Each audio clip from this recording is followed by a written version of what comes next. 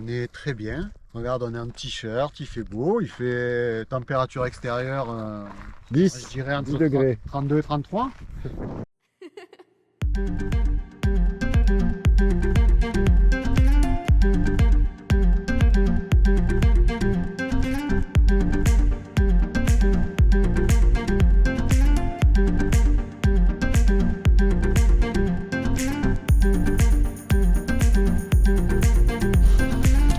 Voilà, donc premier jour en Islande.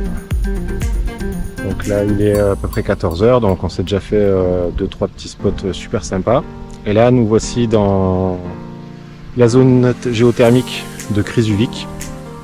Alors, vous pouvez pas vous en rendre compte, mais ça sent énormément le soufre. Les vapeurs qui viennent du plus profond de la Terre.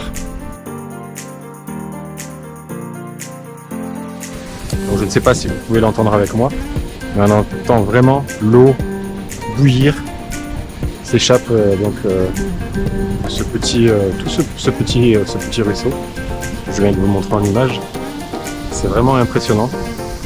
Donc de souvenir, si je me trompe pas, d'après ce que j'ai lu, l'eau est à 80 ou 90 degrés là, au niveau de sa surface. Donc l'accès est aménagé donc pour les piétons, mais il est totalement interdit déjà d'aller toucher l'eau forcément, mais de se rendre de l'autre côté des barrières qui ont été mises en place.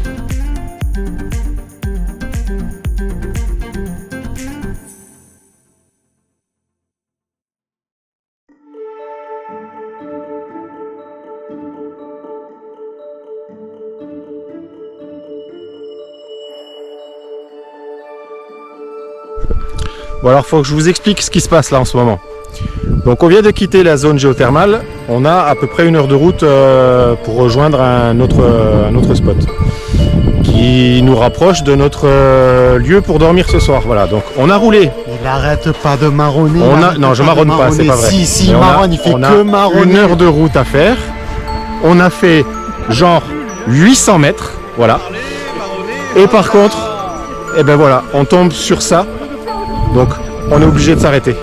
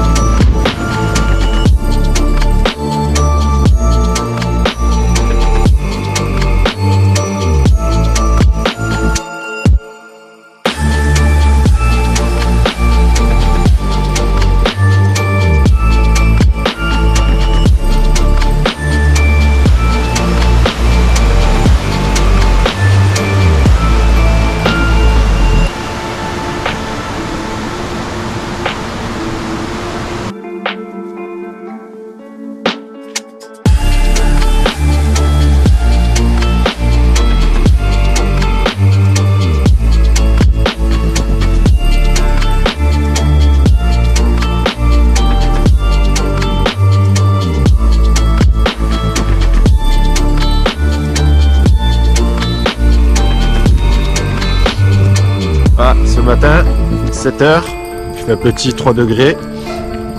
Et départ, petite rando de 3 km et demi, enfin de 7 km, parce que ça va faire aller-retour.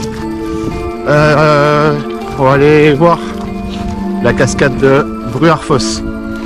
Alors, petite caractéristique, normalement on devrait trouver une eau assez turquoise, donc ça risque d'être sympa en photo.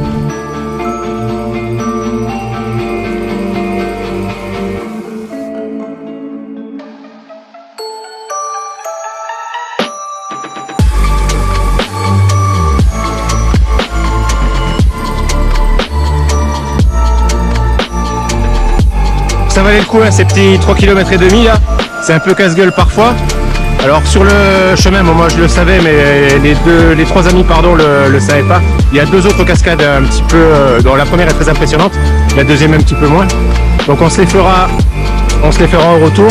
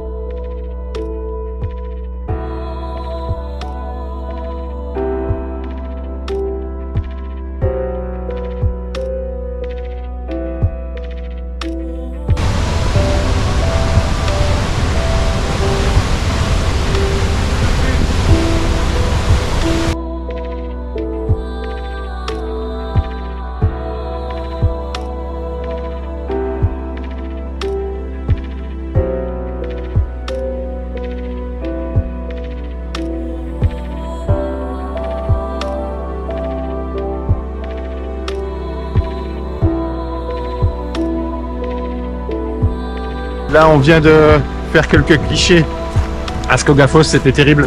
On y était à 7h du matin, juste, enfin même un petit peu plus tôt, 7h moins le quart, juste un peu avant le lever du soleil.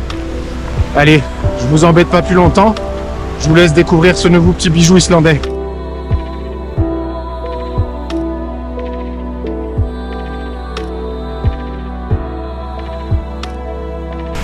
Ah, vous voyez, c'est vraiment top.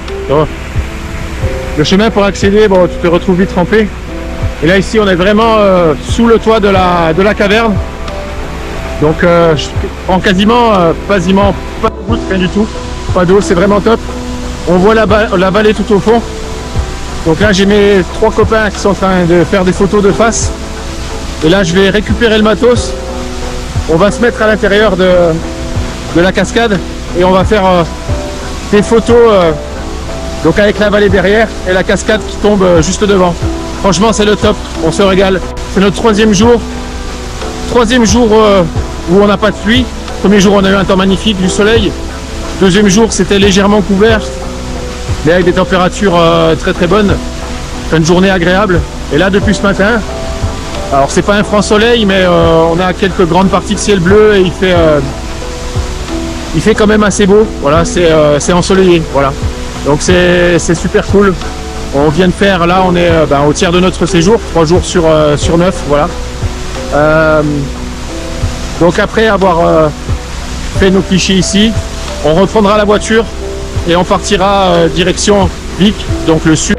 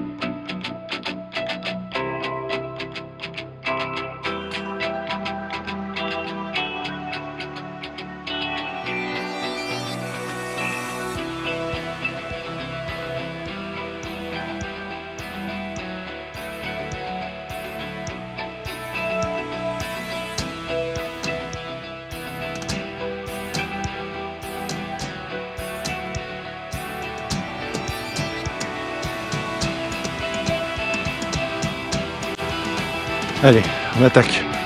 Enfin, on a attaqué la randonnée vers la cascade de Svartifos. Vous verrez, c'est une magnifique cascade avec des grandes colonnes de basalte de chaque côté. Bonjour. Ah, à qui j'ai dit bonjour? Des Français avec qui on a partagé un repas un soir dans un logement. Voilà. Sur le chemin des Svartifos, si je me trompe pas, on a 2 ou 3 cascades. Parce qu'il y a un petit dénivelé de 200 mètres.